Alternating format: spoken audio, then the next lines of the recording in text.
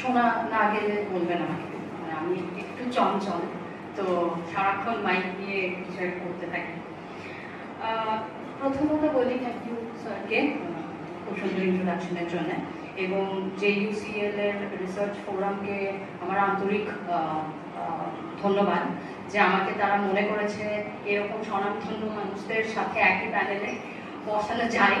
এটা তাদের অতিরিক্ত দয়া, আমি আর কি বা বলবো, কারণ আমি আমার 34 বছর বয়স এবং এখনো অবধি আমার মনে হয় আমি এমন কিছু করেছি যাতে একাডেমিক জগতে আমাকে কোনো কিছু নিয়েই ডাকা যায়।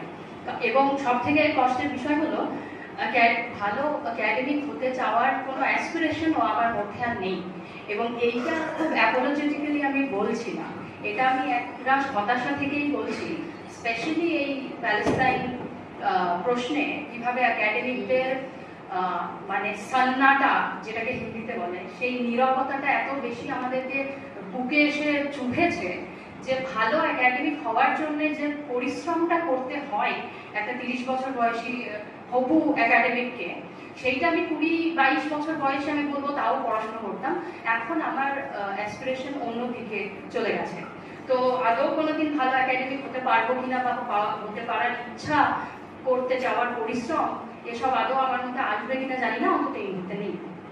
তো তবুও যেহেতু একটা আন্ডারগ্র্যাড ইয়েতে কলেজে পড়াই, একেবারেই তো একাডেমিক কাজকর্ম থেকে নিজেকে ছিনিয়ে নিতে, দূরে সরিয়ে নিতে পারি না, তাই জন্য কিছু গবেষণা কর্ম করতেই হয়। এবং আমার গবেষণা কর্ম চিরকালই থেকেছে মুসলিম প্রশ্নটাকে ভারতবর্ষে কিভাবে দেখা যায়, কিভাবে সাধারণত দেখা হয়, এবং আমি নিজে একজন বেঙ্গলি মুসলিম ইন্ডিয়ান মানুষ হিসেবে সেটাকে কিভাবে দেখতে পারি।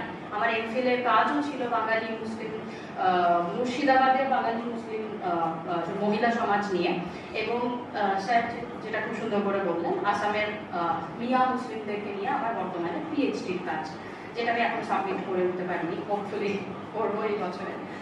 বাট যেটা বলছিলাম, আজকে আমি একটা রিকোয়েস্ট করব, আমার মেইন পেপারটা, মানে পেপার তো নয়, একটা টক মতো করার চেষ্টা করবো। এই টকটাতে যাওয়ার আগে আমি একটা ছোট্ট খুব হাম্বল রিকোয়েস্ট করবো, বাট রিকোয়েস্টটা খুব একটা হাম্বলও নয়, একটু র্যাডিক্যালি বটে হয়তো, but please bear with me. So what I want is, recently I have started therapy নিতে হচ্ছে আমাকে, কারণ কিছু ডিসকমফর্ট খুব বুকে চড়ে বসে আছে মনে হচ্ছে, এবং সেগুলো এমনই ডিসকমফর্ট যে ওই 3খানা ক্লোনাজোপ্যাম খেয়েও ঠিক হচ্ছে না। এবার আমি চাইবো যে এই এন্টায়ার হলটা একটা একাডেমিক শক্তপোক্ত সেটআপের